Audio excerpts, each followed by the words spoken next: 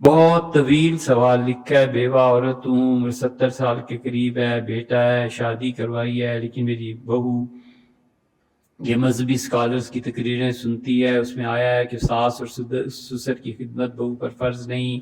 میں اب کیا کروں؟ اپنا کام بہت مشکل ہے، ہمسایوں سے مدد لینی پڑتی ہے وغیرہ وغیرہ. یہ بہت آپ نے جی چاہتا ہے کہ اولڈ ہاؤس مجھے کہیں مل جائے اور میں وہاں جا کر زندگی بسر کروں. مفتی صاحب خدا کے لیے مجھے بتائیں، اسلام کا کیا یہی حکم ہے کہ بوڑھے والدین کو چھوڑ جائیں اور تڑپتے رہیں؟ بوڑھے والدین اور گھر میں اکیلی ہوتی ہوں اور اٹھنا دشوار ہو جاتا ہے، کئی مرتبہ بستر ناپاک ہو جاتا ہے. میں اس قدر پریشان ہوں، مجھے حل بتائیں کیا کروں. اور ایسے مذہبی لوگ ملے ہیں جو بیڑا غرق کر دیا، انہوں نے غلط باتیں لوگوں کو بتاتے ہیں. میں اپنے بیٹے کو کیسے سمجھاؤں؟ سمینہ، لاہور. خاتون، آپ کا سوال بہت لمبا ہے. اس کا صحیح جو شریعت کی روشنی میں جو مختصر جواب یہ ہے وہ یہ ہے کہ سسرال اللہ کی بہت بڑی نعمت ہے، جیسے نسب میں اللہ کی نعمت ہے. کون کس کا بیٹا ہے، کون کس کا باپ ہے، دادا ہے، وہ جڑ ہوتی ہے نا. جد کسے کہتے ہیں؟ جد کہتے ہیں اصل کو، جد کہتے ہیں جڑ کو. وتعالی جدو کا، اے پروردگار تیری شان بہت اونچی ہے. یہ ترجمہ تھوڑی ہے ولیعوذ باللہ کہ تیرا دادا بڑا ہے.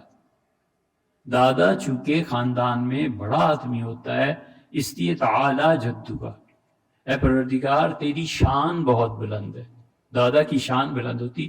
اللہ نے ٹھیک دونوں کو برابر کا ذکر کیا ہے. وَجَعَلَهُمْ نَسَبًا وَسِحْرًا. اس اللہ کا شکر ادا کرو جس نے تمہارا نسب باپ دادا پر دادا اور تمہارے سسرال بنائے. سسرال اللہ کے انعامات میں سے ایک. ان کی عزت اور احترام کا ویسے ہی حکم ہے جیسے اپنے والدین کا. داماد ہے تو اس کے ذمہ ضروری ہے کہ اپنے ساس سسر کا خیال رکھے، اور اگر بیٹا ہے تو اس کے لیے ضروری ہے ماں باپ کا خیال رکھے، ساس سسر کا. اسی طرح اگر بہو ہے تو بہو کو بھی خیال رکھنا چاہیے.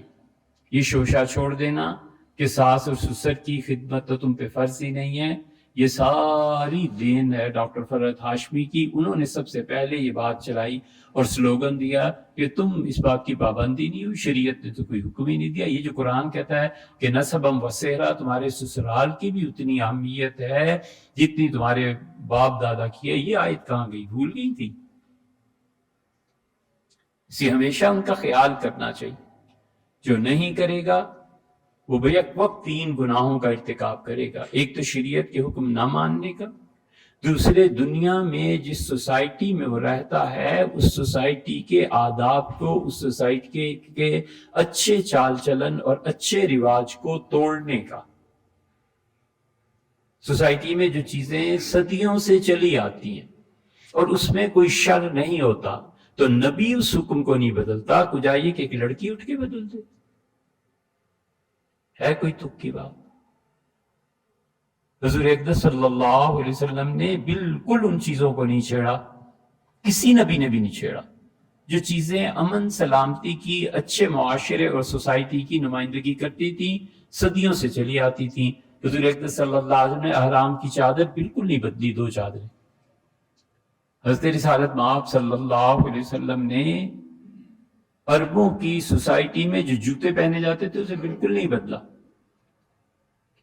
حضور اقدس صلی اللہ علیہ وسلم نے کھانے پینے میں جو چیزیں چلی آتی تھی بالکل نہیں بدلا. اور اپنی سوسائٹی کے علاوہ ایک جانور بھون کے پیش کیا گیا تو صحابہ رضی اللہ عنہ کہتے ہیں آپ نہیں کھا رہے تھے. ہم نے کہا اللہ کے رسول یہ حرام ہے. اپنے حرام نہیں ہے، تم لوگ کھاؤ، لیکن بات یہ ہے کہ چونکہ ہمارے عربوں کی زمین میں یہ چیز نہیں ہوتی اس لیے میں کھانے سے جھجکتا ہوں. نہیں توڑا اس چیز کو جو صدیوں سے چلے. شاہ ولی اللہ محدث دہلوی رحمۃ اللہ علیہ نے حجت اللہ البالغہ میں پورا اس پہ عنوان قائم کیا ہے کہ ایک آدمی کن کن چیزوں کا پابند ہے اور حضور صلی اللہ علیہ وسلم نے کن کن چیزوں کو بالکل تبدیل نہیں فرمایا تھا. اس لیے یہ اچھی چیزوں کو توڑنا، اچھے رسم و رواج کو توڑنا دوسرا گناہ تو یہ ہے. اور تیسرا گناہ، کیا وہ انسان بھی نہیں ہے؟ انسان تو ہے نا، ساس سسر ہے تو انسان تو ہے، بہو ہے تو انسان تو ہے نا.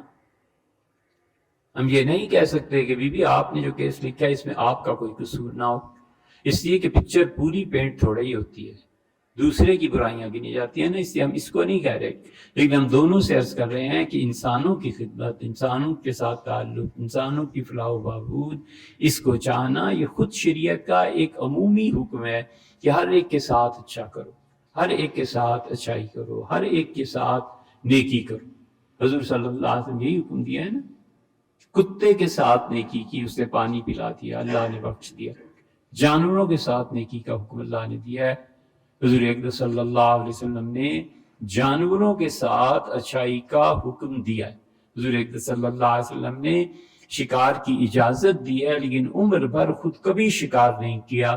اس کا ایک پہلو یہ ہے کہ جانوروں کے ساتھ شفقت اور تعلق ہے، اس قدر شفقت ہے۔ ایک صحابی رضی اللہ عنہ کہتے ہیں میں آیا اور بیٹھ گیا اور میرے سر پہ آ کے ایک چڑیا گھومنے لگی، تو حضور صلی اللہ علیہ وسلم نے دیکھا اور آپ نے فرمایا یہ چڑیا کا تمہارے ساتھ کیا تعلق ہے، کچھ لے تو نہیں آئی؟ میں نے کہا اللہ کے رسول میں آ رہا تھا، مجھے اس کے بچے بڑے اچھے معلوم ہوئے، گھونسلے میں نے لیے ہیں اور یہ چادر میں ہیں لپٹے ہوئے میرے پاس۔ حضور صلی اللہ علیہ وسلم نہیں، اس کو چھوڑ دو، اس کی ماں ان کی وجہ سے بے قرار۔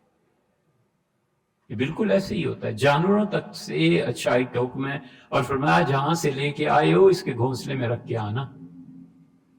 آپ کو پتہ ہے مصر کا ایک شہر ہے فسطاط، اب بھی اس کا نام ہوئی ہے، یہ نام صحابہ رضی اللہ عنہ کے زمانے سے چلا آتا ہے۔ عمر بن العاص رضی اللہ عنہ جب مصر سے جا رہی تھی ساری فوج آگے جا کے، تو عمر بن العاص رضی اللہ عنہ نے سارے خیمے ظاہرہ فوج کو حکم دیا کہ سامان منتقل کرو، انہوں نے اپنا خیمے پہ پابندی لگا دی، تو وہ امیر تھے۔ تو عمر بن العاص رضی اللہ عنہ سے پوچھا گیا کہ حضرت آپ کا خیمہ نہیں اکھاڑنا، ان کا نام، تو عرض کیا گیا کہ کیا پالیسی ہے؟ تو فرمایا اندر جاؤ، ایک چڑیا نے گھونسلہ بنا دیا تھا، میں دیکھتا رہتا تھا وہ گھونسلہ بنا رہی ہے، پھر اس کے بچے ہو گئے ہیں چھوٹے چھوٹے، جب تک چڑیا خود اپنے بچوں کو لے کے اڑ نہ جائے تم 2 آدمی اس کی حفاظت کرو گے، یہ میرا خیمہ ہے، اس وقت تک اس خیمے کو نہیں اکھیڑا جا سکتا۔ یہ صحابہ رضی اللہ عنہ کا عمل ہے۔ سیدنا عمر رضی اللہ عنہ کے زمانے میں جنگل قحط پڑ گیا تو ہرن آ کے ان کے ہاتھ چاٹتے تھے، سیدنا عمر رضی اللہ عنہ کے سر پہ ہاتھ رکھتے تھے اور فرماتے تھے کوئی بات تو ہے، یہ ہرن آ کے مجھ سے انصاف طلب کر رہے۔